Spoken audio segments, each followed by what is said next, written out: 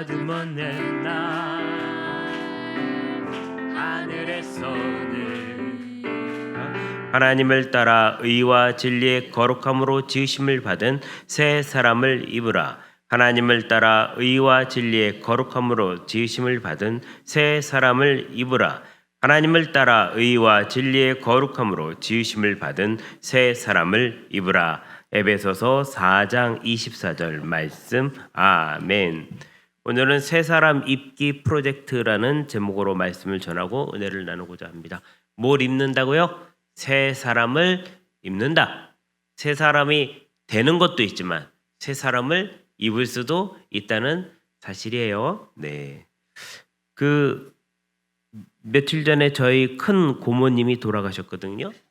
90몇 살인데 돌아가셨어요. 저희 아버지 형제가 8남매인데 8남매 중에서 제일 마지가 돌아가신 겁니다.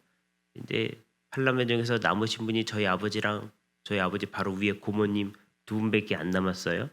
근데 이제 제가 장례를 치르면서 이게 목사님들이 장례 치를 때 보는 책이 있거든요. 예문집이라고. 그 장례 치를 때 뭐 어떻게 해야 되는지 기도문 뭐 순서 이런 게 다 나와 있어요. 근데 거기 보니까 메모가 되어 있더라고. 그 전년도 3월 달에 우리 둘째 고모님이 돌아가셔가지고 제가 또 장례를 치러드렸거든요. 그러니까 집안에 목회자가 있으니까 가족의 장례가 생기면 치르는 거예요. 근데 저희 어머니 아버지도 다 살아계시고 저쪽에 장인 장모님도 다 살아계시니까 앞으로 최소한 4번은 더 치러야 되는 거예요. 우리 고모님도 살아계시니까 고모님도 돌아가시면 저한테 장례를 치러달라고 할 거 아니에요? 5번은 더 치러야 되는. 그러니까 나와 관계가 있는 어떤 사람들이 떠날 때 보내줘야 되는 거예요. 근데 이게 나이가 들수록 쉽지가 않더라고요. 예전에는 누가 돌아가셨다 그래도 그냥 그런 것보다 이렇게 했는데 요즘에 누가 돌아가셨다 그러면 저희 어머니 아버지 나이랑 비슷하면 이게 예사롭게 느껴지지 않는다라는 거예요. 그 이제 고모님하고의 추억을 한번 좀 생각을 해봤습니다. 어릴 적에 어떤 추억이 있었나? 근데 그 고모님은 저한테 살짝 얄미운 고모님이었어요. 그래가지고 어느 날 그 고모님이 잠을 딱 주무시는데 이불을 덮고 딱 주무시는데 발가락이 이렇게 나와 있더라고요. 발가락이 나와 있으면 어떻게 됩니까? 이불을 끌어다가 이렇게 덮어줘야죠. 근데 제가 좋아하는 셋째 고모님이 계셨는데 이 고모님은 어릴 적부터 나를 맨날 보면 예쁘다고 그러고 장난감도 사주고 일본에 갔다 올 때는 뭐 이렇게 일본에서 색연필도 사다 주고 이랬어요. 그 고모님이 주무실 때는 이불을 이렇게 덮어줬어요. 발가락이 나와 있더라고. 발가락이 왜 나와 있지? 내가 좋아하는 고모님이. 근데 그 고모님은 내가 별로 덜 좋아하니까 발가락이 나왔으니까 발가락을 콱 깨물었어. 그랬더니 그 고모님이 뻘떡 일어나시더니 어? 셋째가 잘 때는 이불을 덮어주더니 내가 잘 때는 발가락 깨물었다고. 그랬던 기억이 납니다. 네. 이게 뭐냐면 사람이 다 살았을 때 좋은 거든 나쁜 거든 죽으면 다 이렇게 추억이 되는 거예요. 얘기도 우리 고모님 본 적이 없지만 본 것 같죠? 네, 얘기를 듣다 보니까. 그래서 뭐냐면 누군가를 생전에 만났느냐 만나지 못했느냐가 상당히 중요한 거예요. 그 사람과의 관계가 어떻게 되느냐가 중요하거든요. 근데 중요한 사실은 바울은 말이죠. 예수님을 봤습니까? 못 봤습니까? 아니 잘 생각을 해보세요. 무조건 막 봤다고 우기지 말고. 봤어요? 못 봤어요? 환상 중에는 봤죠. 예수님을 만났죠. 근데 실제로는 본 적이 없다 그거예요. 실제로 본 적이 없는 사람이 최고의 제자가 된 거예요. 어떻게 그렇게 될 수 있냐 그거예요. 그러니까 그런 입장에서 한번 새 사람을 입는다라는 게 뭐냐. 요걸 한번 오늘 말씀을 통해서 보기를 원합니다. 1단계, 새 사람이 되는 1단계는 이방인을 벗어야 되는 거예요. 이방인을 벗어야 돼요. 18절의 말씀 같이 보겠습니다. 18절 시작. 그들의 총명이 어두워지고 그들 가운데 있는 무지함과 그들의 마음이 굳어짐으로 말미암아 하나님의 생명에서 떠나 있도다. 여러분 이렇게 사람들이 총명이 어두워져요. 무지해져요. 마음이 굳어져요. 그러면 어떻게 된다고요? 하나님의 생명에서 떠나 있다. 가끔 어떤 분들은 새벽기도 말씀을 듣고 저한테 물어봅니다. 카톡으로 목사님 왜 오늘은 웃긴 이야기가 없나요? 그래서 웃긴 얘기를 좀 해야 되나 이런 생각을 하게 되는데 제가 웃긴 얘기를 하는 이유는 뭘까요? 마음이 굳어지지 않게 하기 위해서 하는 거죠. 마음이 굳어지지 않기 위해서는 어떻게 될까요? 그래서 일부러 그 얘기를 하는 거지 그 얘기가 목적은 아닙니다. 그리고 또 너무 웃긴 얘기를 하면은 발가락 깨물은 것밖에 기억이 안 나. 세 사람은 입으라고 그랬는데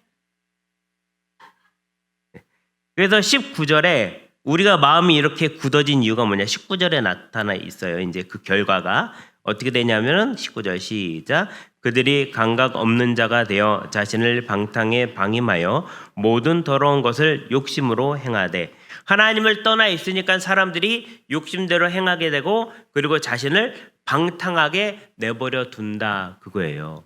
혹시 내가 그냥 졸려서 잘 수도 있지만 그냥 아무것도 할 일이 없어서 잠이나 자자 이러고 자면 나는 점점 어떻게 되는 거예요? 방임을 하고 있는 거예요. 사람이 계획이 있어야 됩니다. 계획이 있으려면 어떻게 돼요? 나만의 노트가 있어야죠. 기도 노트, 나만의 비전 노트가 있어야 돼요. 청년들 맨날 예배 시간에 오면 꼭 쓰라는 거예요. 제가 설교 원고를 이렇게 해가지고 나눠줍니다. 그냥 나눠주면 또 안 읽어요. 그래서 빈칸을 이렇게 내놓고 중간중간에 쓸 수 있도록 하는 겁니다. 목사님 그 남은 거는 어떡합니까? 남은 거는 다 버려요. 왜냐면 그 시간에 안 와서 듣지 않는 사람은 나중에도 안 들어요. 박선자 권사님 박수 한번 쳐드리시죠. 네, 듣는 사람도 있네요. 놀라운 일입니다. 네. 어찌 됐든지 간에 사람이 하나님을 떠나면 어떻게 된다고요? 방탕해진다. 내가 뭔가 생활이 풀어지면 이유가 뭐라고요? 하나님을 떠나서 그렇다. 그래서 뭘 적어야 된다고요? 노트를 적어야 된다. 무슨 노트? 누가 나한테 잘못했다. 아무개 권사님 X. 이런 거 말고 뭘 적어요? 하나님께 은혜 받은 거. 하나님 앞으로 뭐 하라고 하는 거. 자녀들도 노트를 적어야 되겠죠? 나는 몇 살쯤에 시집을 가야 되겠다. 나는 몇 살쯤에 공부를 해야 되겠다. 이런 마음을 가져야지 복을 받는 겁니다. 어르신들도 계획을 가져야 돼요. 요즘에 49세면 은퇴래요. 근데 90살까지 살죠. 그럼 앞으로 40년 동안 뭐 할지 계획을 세워야 될 거 아니에요. 돈도 계획을 세우고 시간도 계획을 세우고 건강도 계획을 세우고 이렇게 해야 되지 않겠습니까? 네, 60살부터 수용을 시작하신 분도 있더라고요. 그분은 지금 100살이 넘었는데도 살고 계세요. 이게 뭐냐면 건강을 위해서 해야 돼요. 젊음으로 갖고 있던 건강은 한계가 있다는 거죠. 둘째, 2단계는 뭐냐면 예수 그리스도를 배우라 그겁니다. 뭘 배우라고요? 예수 그리스도를 배우라. 20절에 나와 있습니다. 20절 말씀 같이 읽겠습니다. 시작. 오직 너희는 그리스도를 그같이 배우지 아니하였느니라. 이 얘기가 뭐냐면 그리스도라는 뜻이 뭐예요? 그리스도라는 뜻은 구원자라는 뜻이에요. 구원자 뭐라고요? 구원자라는 뜻이에요. 이게 뭐냐면 이게 헬라어인데 그리스 말인데 구원자라는 뜻이에요. 구세주라는 뜻. 근데 사람들이 기다렸어요. 그리스도가 오신다. 구원자가 오신다. 언제 오시는지 모르지만 베들레헴에서 태어난다고 그랬다. 그래가지고 기다리고 있었는데 그 예수님을 맞이한 사람은 몇 명이 없었다 그거예요. 근데 그 그리스도가 예수라는 이름을 갖고 있었어요. 그래서 예수 그리스도 이렇게 된 거예요. 사람들이 저를 부를 때 박희열 목사님 이렇게 부르잖아요. 박희열이라는 것은 제 이름인데 제가 목사라는 거예요. 그러니까 예수라는 것은 이름이고 그리스도라는 구원자라는 뜻이에요. 그래서 예수 그리스도에게 배워야 된다라는 거죠. 우리가 예수님한테 배워야 되는 이유 중에 하나는 뭐냐 하면 이 예수님 안에 예수님이 그냥 사람인 줄 알았는데 알고 봤더니 하나님의 아들이셨고 알고 봤더니 그 안에 뭐가 있었냐면 진리가 있었어요. 여러분 안에 진리가 있어야지 사는 거예요. 내가 그냥 동네에 다니는 할머니, 아주머니 이렇게 보일지 모르겠지만은 이 안에 진리가 있으면 나는 굉장히 특별한 사람이 된다는 겁니다. 그래서 여러분이 새벽마다 나와서 여기서 말씀을 듣고 있잖아요. 진리를 이 안에 채우는 거예요. 우리 자녀들도 그 안에 진리를 채워야 돼요. 진리를 채워야지 부모가 가자 그럴 때 가는 거예요. 여러분 아브라함이 이삭을 바쳤잖아요. 여러분도 자녀 키워봐서 알잖아요. 자녀가 마음대로 됩니까?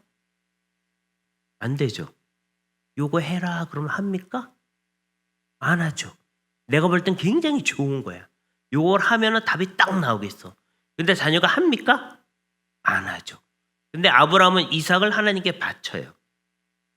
바친다니까요. 근데 이삭이 아브라함은 할아버지고 이삭은 어린아이인데 하여튼 도망가려고 그러면 얼마든지 도망갈 수가 있어요. 왜냐면 갈 때 물어봤거든요. 아버지한테. 아버지 양이 어디 있어요? 중요한 게 양인데 양을 굉장히 흠없이 키워야 됩니다. 이스라엘 사람들 하나님께 바칠 양은 벌써 어릴 적부터 딱 강보에 딱 싸요. 다치지 않고 상하지 않도록. 어린아이 강보에 딱 싸잖아요. 그러니까 딱 아는 거예요. 하나님께 바칠 양이라는 건. 아주 금이야 오기야 키우는 거예요. 흠집이 있어서는 안 돼요. 다쳐서는 안 돼요. 근데 양이 없어. 하나님께 드려야 되는 그 양. 그 귀한 양이 없어요. 눈치를 딱 채는 거죠. 난가보다. 그 이제 고민을 하는 거예요. 아버지도 고민했겠지만 아들도 고민하는 거예요. 도망갈까 말까. 내가 아버지보다 조금 더 빨리 달릴 것 같은데 100세 할아버지가 이사가 이렇게 쫓아오면 나는 쉥 도망갈 수 있을 것 같은데 갈까 말까 고민을 하는 거예요. 근데 그때 가자 그럴 때 딱 따라 붙는 자녀가 있는 게 복이에요. 잠언에서는 자녀는 이 장수의 그 화살통에 들어있는 활과 같다.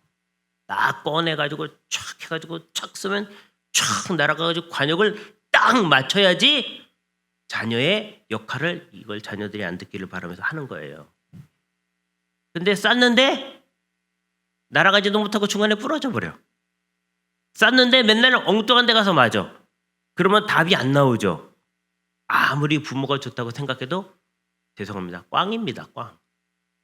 그냥 우리 자녀를 지금 뭐라고 하는 겁니까? 그게 아니라 자녀와 부모의 이 뭐라고 할까요? 케미라고 할까요? 같이 연합을 해가지고 뭔가 이뤄내는 합이 맞아야 돼요. 그래야지 하는 거 아닙니까? 여러분들 남편을 뭐라고 생각하십니까? 어떤 분한테 물어보니까 로또래 남편이. 로또. 안 맞는데. 그렇게 안 맞을 수가 없대. 하나도 안 맞는데. 3개 이상 맞아야지 뭐 돈을 받을 텐데. 맞질 않아. 6개는 뭐 엉검탱신 뭐 생각도 못하는 거. 왜 지금 얼굴이 심각하잖아요. 다 공감하는 거예요 이게. 네.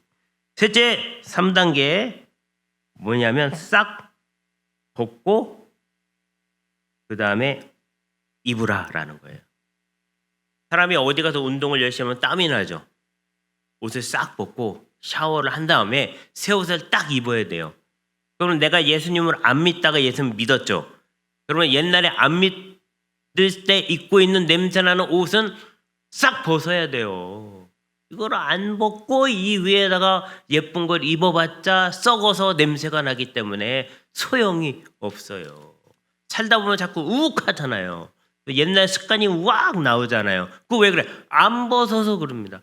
벗어야 된다라는 거예요. 그래서 24절 말씀 시작. 하나님을 따라 의와 진리의 거룩함으로 지으심을 받은 새 사람을 입으라. 그래서 이 옷의 재료는 뭐냐? 의. 하나님의 의. 우리는 의롭지가 않죠. 다 죄인이죠. 그리고 진리. 진리는 변하지 않고 하나님의 말씀이죠. 또 거룩함. 이 세상 것은 다 더럽고 속된데 하나님으로부터 온 거는 거룩하죠. 이 세 가지로 옷감을 잘 짜가지고 하나님의 옷을 딱 줬어요. 입으셔야 돼요. 입기 전에 뭐 하라고요? 샤워하라. 샤워가 뭐예요?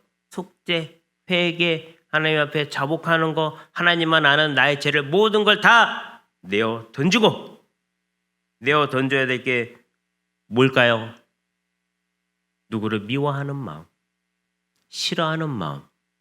그 사람이 잘못했는데요. 그거 하나님이 아시죠. 근데 우리도 잘못했는데 하나님이 구원해 주셨잖아요. 용서하셔야 돼요. 하나님이 날 용서해 주셨잖아요.